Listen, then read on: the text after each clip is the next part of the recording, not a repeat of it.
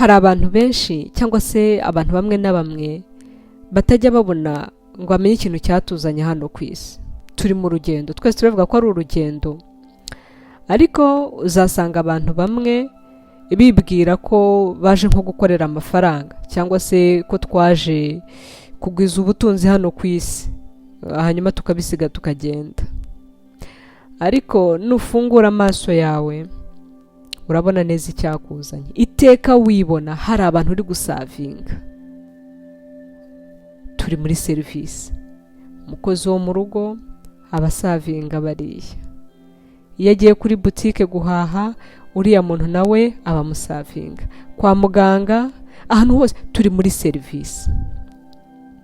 Umugore n'umugabo mu rugo bari muri serivisi. Hari serivisi umugabo agomba umugore, hari serivisi umugore agomba umugabo, hari serivisi abana bagomba ababyeyi, hari serivisi ababyeyi bagomba abana. Turi muri serivisi. Izi services dukora, ibi bintu byose dukorerana hagati yacu, nibyo twaremewe, kuko murabyuka ko twahawe itegeko rimwe ry'urukundo: kunda mugenzi wawe nkuko wikunda. Izo services dukora tuzikora gute? Hari abantu bamwe batanga service bakambije impanga, kandi nicyo cyabazanye. So abantu bamwe batsindwa na services, barananirwa. Kandi service dukora mu buzima bwacu bwa buri munsi nizo zitubyarira bya bihembo. Ushobora kuba ibihembo bifatika, amafaranga,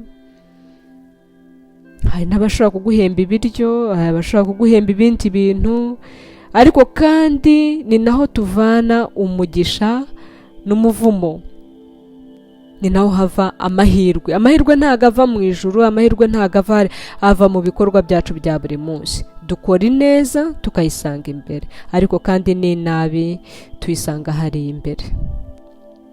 Uwo muntu ubona imbere yawe umunsi ku munsi, wenda ni umukiriya ugiye gufotora, ni umukiriya ugiye guhereza icyo aje kugura, ni umukiriya ugusanze muri banki, ni umukiriya ugusanze muri ofisi runaka,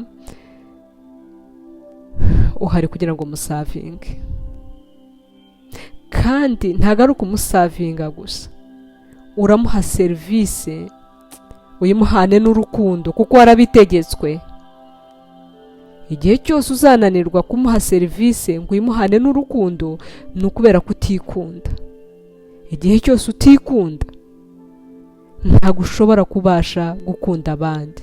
Impamvu ushiha abantu ni ukutikunda.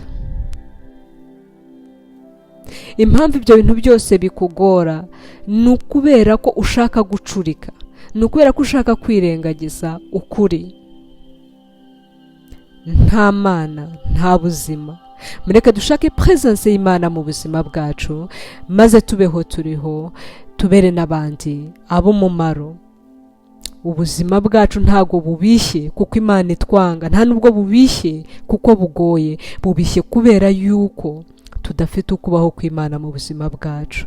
Bubishye kubera ko tudafite ugukiranuka. A méditer, échanger.